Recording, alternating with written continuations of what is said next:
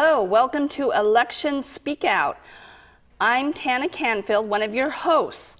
I am pleased and honored to introduce to you candidate John Wilson, who is running for Troutdale City Council position 6.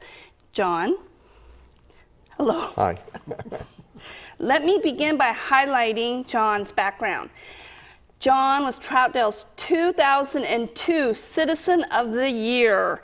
He chaired and was a member of Troutdale's annual Summerfest event for 12 years. John was a member of the Multnomah County Library Site Committee. He chaired Measure 2677, member of Reynolds School Bond Committee, member on Troutdale's Budget Committee for 8 years, Vice Chair of the Riverfront Renewal Advisory Committee. John's educational background comes from the California Coast University with a bachelor's in management.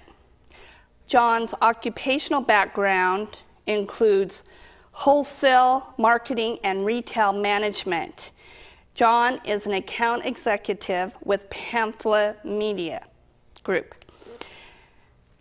To my left on the end is my fellow host, Jeremy Shepard, who will be asking questions of our candidate, John Wilson. Now I will turn this portion of the program to Jeremy Shepard. Jeremy? Thank you, Dana. First, thanks, John, for agreeing to answer some questions for us today. Thanks for joining me. Yeah, it's a pleasure to be here. So I think we want to start off with kind of the most obvious question. Why are you running for Troutdale City Council? Well, I'm confident that I'll be an asset to the council. I've already been involved with city committees and community events. We need to maintain the great level of service we enjoy in Troutdale. In order to do this, we need to attract new businesses and encourage new home development. And do you have a plan or an idea of how we're going to do that? Well, I agree with the Open for Business program that covers businesses, gives them a break for moving to Troutdale or expanding their business in Troutdale. There's still more that needs to be done. Our city buildings, parks, green spaces need to be maintained. If we don't, they'll end up like City Hall and we'll be closing it. Thank you, John. Second question, what do you feel is the most important issue facing Troutdale today? Well, I feel that our budget, we need to make sure that our top services are properly funded. The city has been deficit spending over the last few years, and in our last city budget, their statement that we cannot continue at the current level of spending. That is why it's important for me to get new businesses as well as new home development in Troutdale. This will create new revenue, taking pressure off the current city budget. Okay. So you're looking at ways to decrease the pressure on revenue that's generated in the city? Yes. Currently we've got FedEx will be coming onto the tax rolls in the next few years, but we can't just sit by thinking that that's going to take care of everything. We need to pursue other major industries, okay, clean industries or good industries for Troutdale to help take that pressure off. And I imagine that means the city projects coming in on budget as well. Yes, the city projects do need to come in at what they're designated at. Gotcha. Okay, well, it sounds to me like you have a good idea of what's going on in Troutdale. Do you know how everything works? How familiar are you with Troutdale City Council? Well, I've been attending all the city council meetings on a regular basis over the last year. I'm already up to speed with the issue, needs and concerns of the city. I've given public testimony on the city buildings, the maintenance, the budget, sewer and water rates. I've discussed the economy, unemployment, underemployment, and the need not to raise rates at this time. I've brought to their attention the constant city history of overruns on capital projects. Okay. And I believe because of this, the current completed capital project came in at budget. I've also had conversations with the city councilors about how they come up with their conclusions. The majority of the City Council has formally endorsed me, which shows their confidence in me being a contributing member of the City Council. Okay. So it sounds like you wouldn't, you could kind of hit the ground running. You wouldn't need a lot of ramp-up time. No, because I do talk to them at the council meetings and outside the council meetings and study their books that they get sent also. So you could step right in. I feel that I can step right in. And make a difference. And make a difference. All right, sir. Okay, one of the other concerns, I know that a lot of the residents, excuse me just a second, in Troutdale they have a lot of concern for their parks and for their green spaces. They want those to be well maintained. So what would you do to make sure that our parks and our green spaces in Troutdale are maintained? Well, we need to make sure that the parks are maintained so that everybody that visits it has a good experience. I'm committed not to let the parks and green spaces go into disrepair.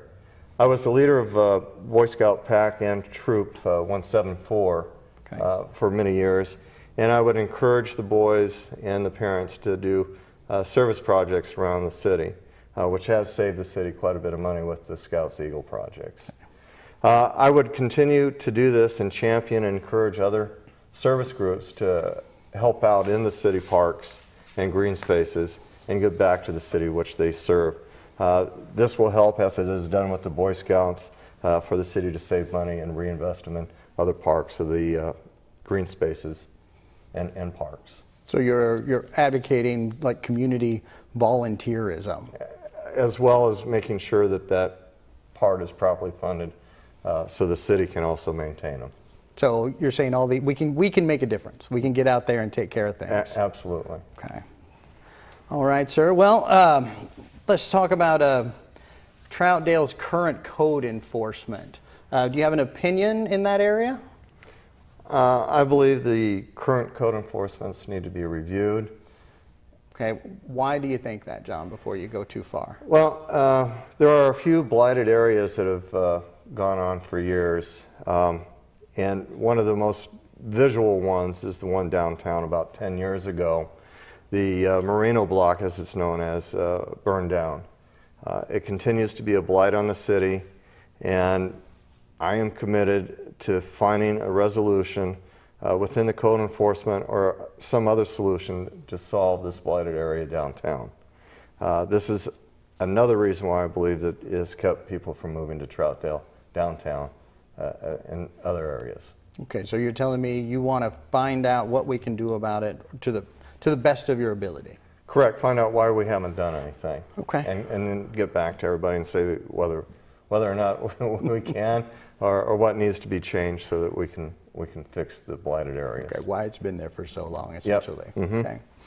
Well, as we're kind of wrapping up, do you have any closing comments, John? And let me thank you again.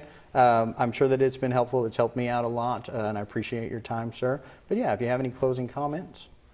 Well, I'd like to thank MetroEast Community Media for giving me a chance to speak out today. I'd also like to thank those who tuned in tonight. I feel that I'm the right choice for the Troutdale City Council. I've been involved in the community since 1991. It has been a pleasure serving in the city of Troutdale. I'd like to continue this in a more formal capacity. I need your vote. The City Council has seen fit to endorse me. Most recently, the Troutdale Business Group has also endorsed me, so they feel confident in my abilities to work with them in the city. So I'm asking for your vote tonight. When you fill out your ballot, mark John Wilson, Troutdale Position 6. Together, we will continue to keep Troutdale a great place to live. Thank you. Thank you, John. I'm going to turn it back over to Tana. Thank you, Jeremy. We would like to thank our gracious viewing audience for tuning in tonight to Election Speakout. Our candidate, John Wilson, is running for Troutdale City Council, Position 6. We would like your vote. When you receive your voting pamphlet, please turn to John Wilson and look at all his accomplishments and achievements. He has been a constant volunteer and hard worker for the past 21 years in Troutdale, and he will continue to do so. and I know he would make a great city councilman. We thank you in advance for your vote. Have a pleasant evening. Good night.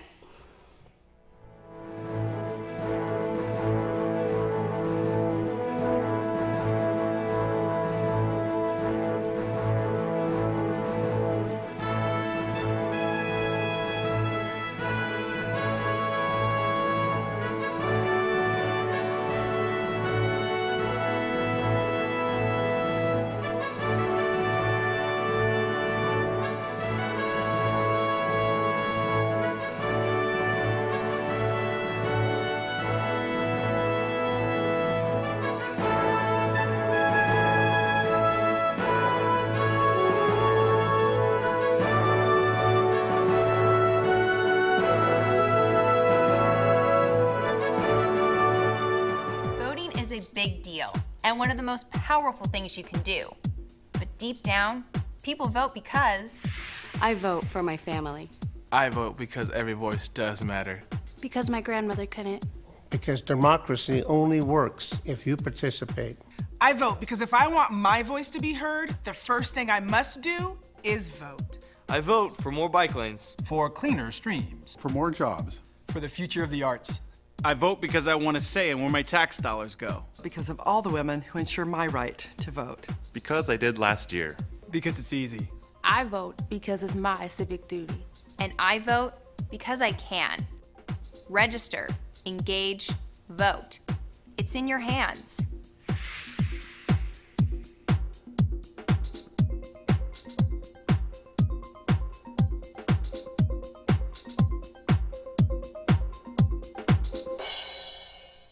The League of Women Voters makes history. Our country would not be the same without their dedication. Formed by women who organized to win women the right to vote. It is now a co-ed organization. Studying, informing, and acting. Nonpartisan. Grassroots. Influential. Taking political stands on many issues. The League of Women Voters encourages all citizens to be informed and active in government. Join the League of Women Voters of East Multnomah County in making history today.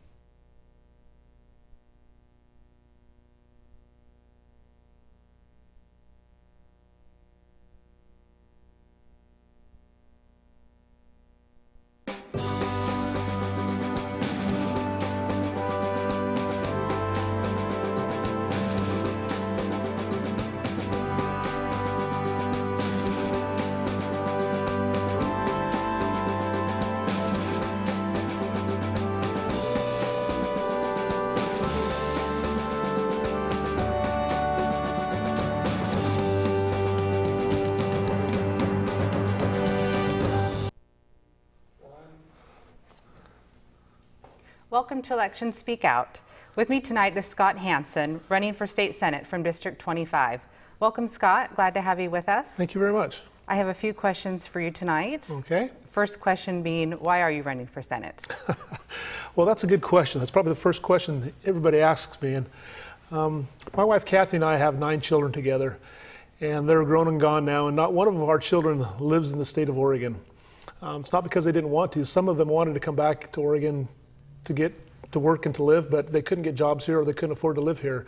So I'm running so that my kids and everybody's kids in this community can come back to Oregon and live here and work here in Oregon. I've been involved in this community my whole life. I'm born and raised here in Gresham. This is my home, and love East County, love the part of the world that we live in. But right now, the things that are happening in East County just aren't making an environment so our kids can come back home, can live here, and get good jobs here. And so I want to go down to Salem to make a difference. I'm going to go down there and try to instill an environment in the state of Oregon where we can get good employers to come to Oregon. We can get the jobs that we need here so our kids can work and live here. I've been involved in Gresham my whole life. Years ago I was on the Gresham Borough School Board, or the Gresham Grade School Board. I served on various committees with the schools. So I've been involved in different areas and aspects of the community and the schools, and I've always felt a desire to give back to my community. couple of years ago, some people approached me, or actually last year, some people approached me and asked me if I would consider running for the state senate. And so after some arm twisting and some talking, I decided that, yeah, it was time for me to step up now that my kids are all grown and out of the home, and I have an opportunity to give time back to the community. In the past, I've always been so busy raising my kids, coaching their teams, being involved in their school activities, that it wasn't quite right time for me to run. But now with the House empty, besides my wife and I, and with the energy and the passion to make things happen in Oregon, I decided now was the time to do that. I want to see our community become a better community to live, a safer community, a community where jobs are here, where we have a good education system that will train our kids for jobs that they want to get and can get here in Oregon. And so that's why I'm running for Senate, so that my kids and your kids can live across the street, not across the nation. And I appreciate that, because I was born and raised here myself, and I'm a mother of young children, and education is very important to me and to my family. How will you ensure that education how is education a priority of yours? Well, thank you for asking that. Like I said earlier, I did serve on the Gresham Grade School Board years ago on their budget committee. And then for 7 years, I served on the Gresham Barlow Education Foundation, where our sole purpose was to raise funds to give to the classroom. Teachers would apply for grants through the foundation, and they continue to do that today.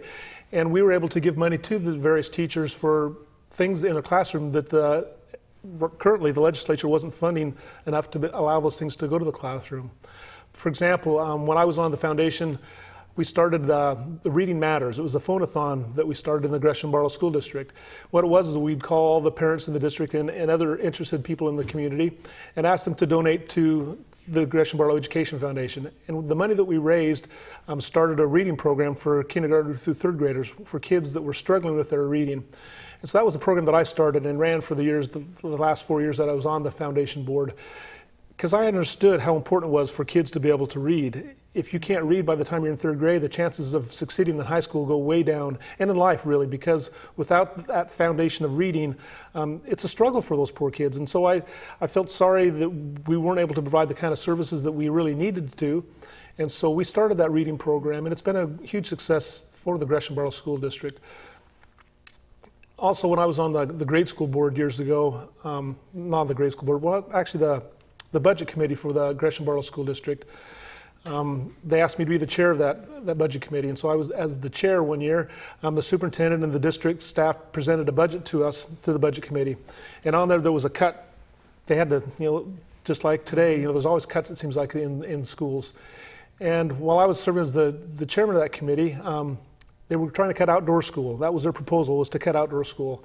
And having gone to outdoor school as a sixth grader at West Gresham Grade School, I loved the program. My kids had gone, half of my kids had already gone through the outdoor school program, and there was no way I was going to let that happen to the rest of my kids who hadn't been through that program yet. So I fought to keep that outdoor school program at that time for the Gresham Barlow school kids.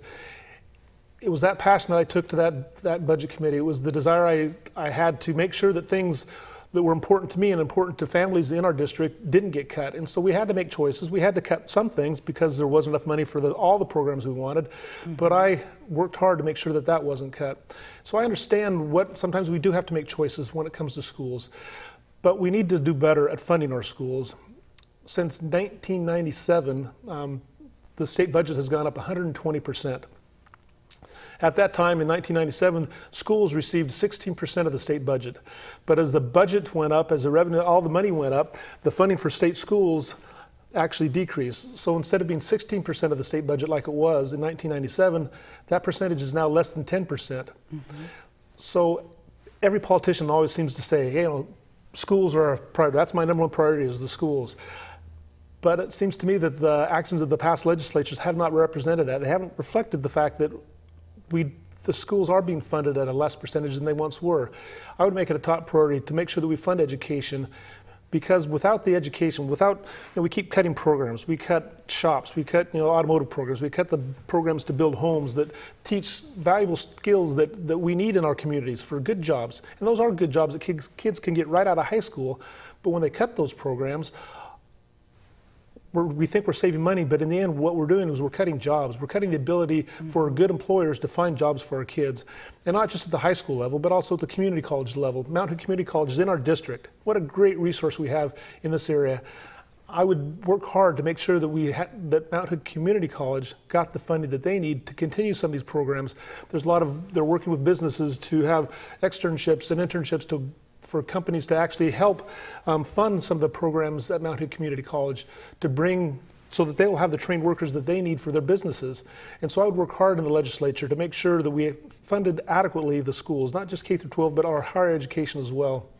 One of my daughters, who actually lives in North Carolina at this time, her husband got accepted to graduate school here, and they wanted to come live home because mom would be a good babysitter for the grandkids. So, but that wasn't to be because she couldn't get a job here, but she did get a good job in North Carolina. North Carolina happens to be the home for, it's called the Research Triangle, where Duke and North Carolina State and University of North Carolina are all located centrally in this area of North Carolina. And because they have such good higher education programs that train engineers and technicians and all these good trained professionals that they need, businesses want to locate there. We don't have that in the state of Oregon. So funding those kind of programs as well, not just K through 12, but also higher education, is a high priority for me, because what that does is it allows businesses to grow, businesses to thrive in Oregon, so that our people, the people right now that are struggling in finding jobs in Oregon, can find good jobs because employers and industries have come to Oregon because we have a highly trained workforce that they need to supply those jobs. So it would not only benefit our kids, our schools, but it would benefit the whole state of Oregon, because it could turn the economy around when we properly fund education. So it is my goal to ensure that we do fund education properly, so that we can train our kids to not only be good workers, to be good citizens, and to be an active and vital part of our community. We need to stop exporting our number one priority, which is our number one resource, which is our children. Thank you. Thank you. We appreciate your passion in that. Another question is, my husband, he rides the MAX to downtown Portland every day. How can you assure our safety? Well, you know, I've been in business for 22 years here in Gresham, downtown Gresham. I've got my office. I've ran my business for 22 years, and my office happens to be about 100 yards from a MAX line. And we need good public transportation, but one thing that I would work hard to ensure is that we need to do something about the safety on the MAX line. I was talking to the chief of police just the other day, and every police agency, every police officer in this area knows, unfortunately, that sometimes crime follows those mass transportation systems, particularly MAX, because you can get on the train without paying. I visited Washington, D.C., where the Metro is, and I don't see the same kind of people riding the Metro because you have to pay to get into the system. So I would work to find the funding to make sure that we enclose those MAX stations. I think that would do more to help us in our community, to enclose those stations so that everybody who rides the train has to pay to get on it. And also, one thing that what I would like to do is to help the economy in East County, because your husband has to go to Portland every day to work. I have a lot of friends who have to go to Portland to work. In fact, the majority of the people who live in the East County area, they live here, but they don't get to work here because there aren't jobs here. If we had a better economic environment out in East County, if we had more good employers, if we had a lot of good industry out in this area, people wouldn't have to take MAX to go to work. They wouldn't have to get stuck on the Banfield Freeway going to work every day. And you say, what's that got to do with public safety? Well, I'm convinced that when parents are home with their children more, children get in less trouble. They're more supervised, they have better things to do when their parents are at home. If we spend 2-3 hours a day commuting to work every day, that means that's hours spent away from our families. So I would work hard to ensure that we got good employers out in this area, so we wouldn't have to, like your husband, wouldn't have to take the MAX to work every day. They could stay home and work. I like to think that I've got one of the greenest jobs there is, because it takes me 7 minutes to get to work if the light is red. If it's green, I can make it in 6 minutes. So I would work for those good green jobs, because I believe that if we live in the community that we work in, or work in the community we live in, it's not only good for safety, it's good for all of us. I agree. Thank you very much. So my last question, why would you be better than your opponents? Well, I'm running against somebody who's been down in the legislature for the past 12 years. And the state of Oregon voted for term limits years ago, but the Supreme Court of Oregon threw that out. the only way to get incumbents out is to run against them. And I think we need more good people to step up and run against the incumbents. Not that it's good or bad, it's just I think that change is good. I think change in any environment, in any industry, in any place that we go, fresh ideas are always good. I'm not a politician, I'm just a dentist in town here. I've worked forever and signed the front side of a paycheck as well as the back side of a paycheck. So I understand what business is all about. My opponent doesn't have that business background that I have. I understand what regulations do to people who run businesses. I understand what sometimes the laws that the legislature passes, how that affects my ability to hire new people or to keep the people that I've hired on at good paying wages. And so I bring that experience to the table. But I also have a great desire to be a statesman. I don't have any desire to go down there, and I know that I'm not going to get my way and everything. I'm not a dogmatic kind of person. I'm able to listen to people. I'm able to hear both sides of the story. I've got, I probably got 3 or 4 or 5 of my kids, depends on which issue we're talking about, that don't agree with me on political issues. And it's great because I love to talk with them and get their input and learn from them because they have a different way of looking at things than I do. I can listen to anybody and learn from them, and that's a talent, an ability I want to take to Salem, to be able to work. Everybody says they're going to be bipartisan, everybody says they're moderate, but I really, over the years, serving on various boards and committees, I've developed that talent of working with people. I'm sure that most people who I've served with on various committees and boards in my profession or with the school districts have no idea what my political philosophies are because that's not important. What's important is going down there and getting the job done. And I have the ability to work with people and to get that job done, to be a statesman, not just a politician. I want to do what's best for Oregon, and that's my desire. Great. Thank you so much, Scott.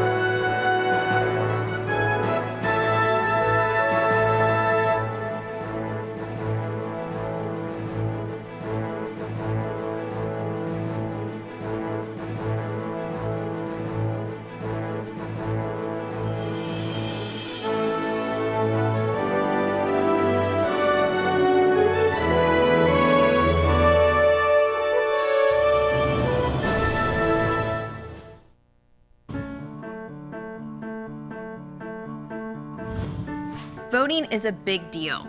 Voting is one of the most powerful things you can do. But first, you've got to register to vote. And second, you might want to do some research before you fill out that ballot. It used to be that in order to vote in Oregon, you just had to show up at a polling station on Election Day. Across the country, people in other states still do, waiting sometimes 4, 5, or even 6 hours in line just to express their opinion and to do their civic duty. But we do things different here in Oregon, and we vote differently too. Here in Oregon, you can get your ballot mailed directly to you, so you can fill it out at home, voter guide on hand, taking as much time as you like. And all you have to do is mail it back. But even if you slack on that, you can still drop it off at a ballot drop box as late as 8 p.m. on Election Day. And Oregon makes it really easy to register. But first, you have to ask yourself, are you an Oregon resident? Are you a U.S. citizen? Are you at least 17 years old? Check mark next to all of those? Okay, let's talk about registering to vote. In the last few years, organizations like the Bus Project have worked hard to make it embarrassingly easy to register to vote. You can register to vote online at OregonVotes.org or through just about any governmental organization imaginable. Signing up for classes? Stop by your student government office to pick up a registration form. Taking your driver's test or waiting to get your license renewed? Register while in line at the DMV. Checking out a book? Register at your local library. See these guys on the street? They'll get you registered to vote in seconds. That dude who's always trying to get you to sign his petition? He can register you too.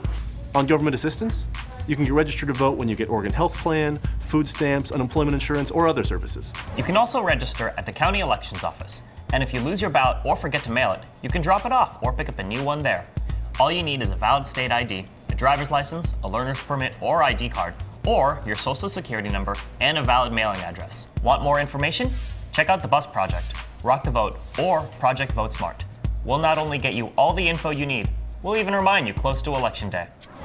That was a lot of information in just a little time. So to simplify, go to OregonVotes.org to register to vote. And remember, you can't vote until you're 18, but you can pre-register when you're 17. And because Oregon votes by mail, you need to re-register every time you move. If you need to find out where you can drop off your ballot, you can find the closest drop box at sos.state.or.us/dropbox. So by now, you're on your way to voting. You're registered, you know how to find a drop box, but of course, you owe it to yourself to be an informed voter. So first, what are you voting for? State governor. Oregon Supreme Court. The President of the United States. Senator. City councilor, county commissioner. U.S. representative. Now, when most people think of voting, they think of the really big elections, the presidential election for one. But did you know that elections are happening all the time in Oregon? Not only that, most of these other elections are arguably more important than the presidential election.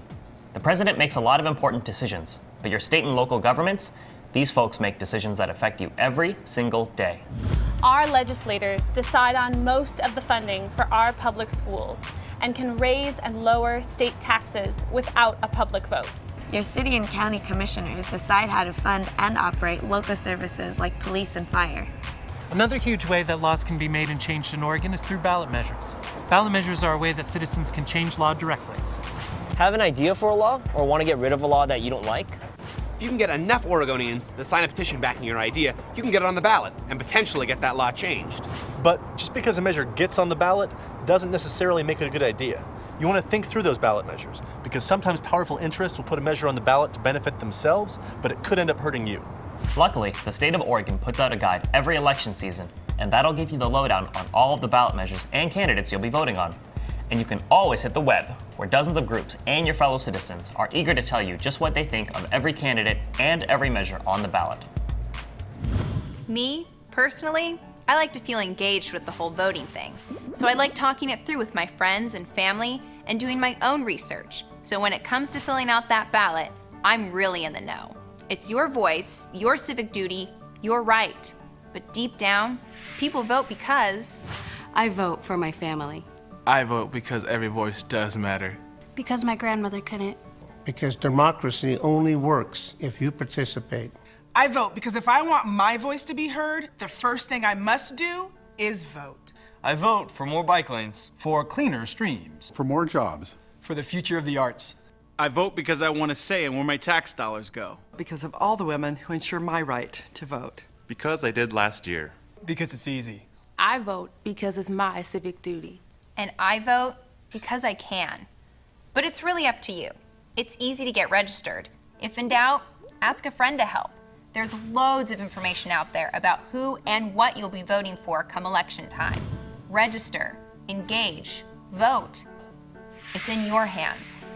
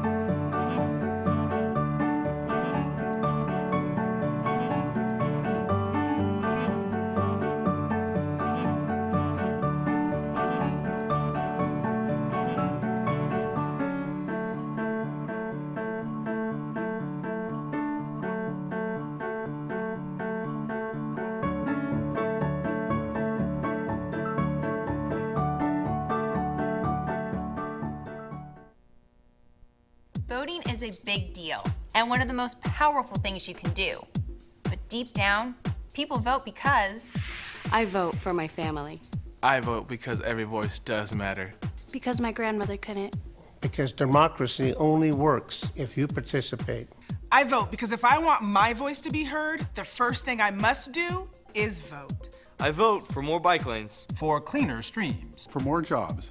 For the future of the arts. I vote because I want a say in where my tax dollars go. Because of all the women who ensure my right to vote. Because I did last year. Because it's easy. I vote because it's my civic duty. And I vote because I can. Register, engage, vote. It's in your hands.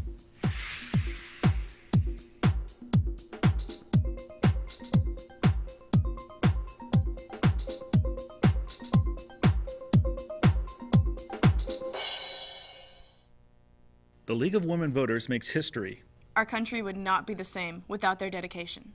Formed by women who organized to win women the right to vote. It is now a co-ed organization. Studying, informing, and acting. Nonpartisan. Grassroots. Influential. Taking political stands on many issues. The League of Women Voters encourages all citizens to be informed and active in government. Join the League of Women Voters of East Multnomah County in making history today.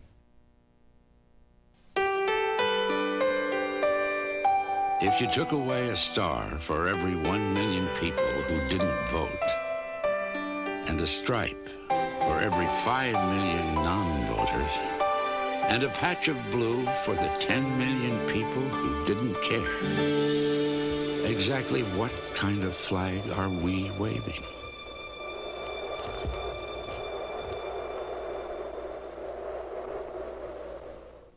Voting is a big deal and one of the most powerful things you can do. But deep down, people vote because... I vote because it's my right and my responsibility. Because if I want my voice to be heard, the first thing I must do is vote. Because democracy only works if you participate. I vote for more bike lanes. For cleaner streams. For more jobs. For my family. I vote to end wasteful government spending. Because I want a say in where my tax dollars go. Because of all the women who ensure my right to vote. Because together we can do great things. I vote because it's easy. Because I did last year. Because it's my civic duty. And I vote because I can. Register, engage, vote. It's in your hands.